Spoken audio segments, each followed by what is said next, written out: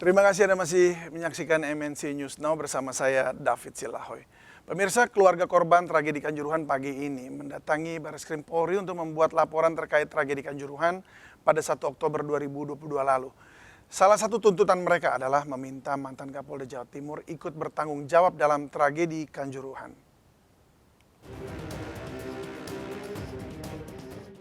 Sebanyak 50 orang yang terdiri dari keluarga korban dan penyintas tragedi Kanjuruhan pagi ini mendatangi Barreskrim Polri pada pukul 9.30 waktu Indonesia Barat.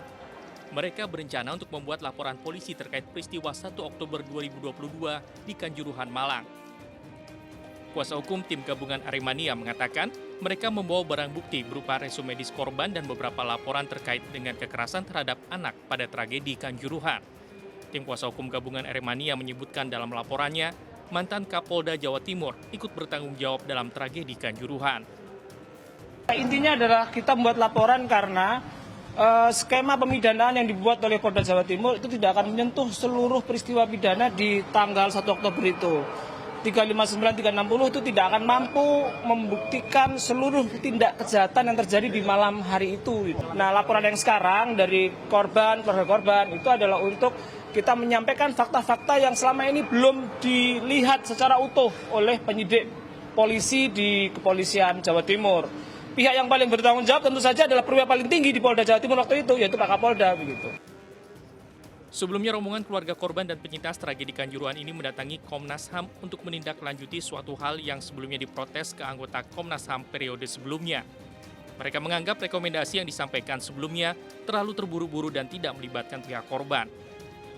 Menanggapi tuntutan itu, Koordinator Subkomisi Penegakan HAM, Ulo Parulian Sihombing mengatakan akan mempelajari terlebih dahulu sesuai fakta-fakta yang ada. Sedang mempelajari berkas lama gitu dari laporan Komnas HAM tentang tragedi kemanusiaan di Kanjuruhan yang sudah disampaikan kepada Menko Polhukam. Nah, kemudian juga kami akan mempelajari juga bukti-bukti baru jika ada gitu, yang disampaikan oleh keluarga korban dan juga pendamping dan juga kuasa hukumnya gitu. Sejauh ini ada 6 orang yang ditetapkan sebagai tersangka, yakni Direktur Utama PT Liga Indonesia Baru, Ketua Panpel Arema FC, Security Officer, Kabag Operasi Polres Malang, dan Ki 3 Brimopolda Jawa Timur dan Kasat Samapta Polres Malang. Dari Jakarta, tim liputan iNews melaporkan.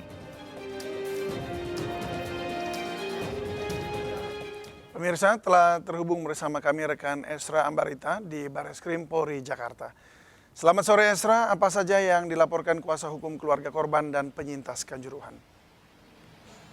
Ya, selamat sore David dan juga pemirsa. Terkait dari tragedi Kanjuruhan pada awal Oktober lalu ini memang masih memantik perhatian publik, apalagi beberapa hari terbaru ini atau terbaru dalam kasus ini kembali didalami dan ada laporan di Barreskrim Polri dari tim gabungan Aremania di mana ini perwakilan maupun penyintas datang langsung untuk menyampaikan keluhannya. Seperti apa dan bagaimana laporan yang disampaikan, sudah bergabung bersama saya tim kuasa hukum gabungan Aremania dengan Bapak Anjar Nawan. Bapak Anjar Nawan, selamat sore. Boleh dijelaskan kepada pemirsa dan pada kami, laporan apa yang sudah dibuat di Barreskrim Polri? Ya, jadi mulai tadi pagi, kurang lebih pukul 10 ya, kami bersama kurang lebih 40 keluarga korban dan juga penyintas atau korban selamat tragedi Kanjuruhan telah mendatangi kantor Barreskrim Mabes Polri dalam rangka untuk membuat laporan polisi dugaan tindak pidana terhadap tragedi di Kanjuruhan. Nah, tentu laporan yang dibuat ini adalah berbeda dengan dengan perkara yang berjalan di Polda Jawa Timur. Ya, perbedaannya terletak pada pasal-pasal yang kami laporkan begitu. Kalau di Jawa Timur yang berjalan itu kan dengan menggunakan pasal kelalaian, sebagaimana diatur di pasal 359 dan 360 KUHP.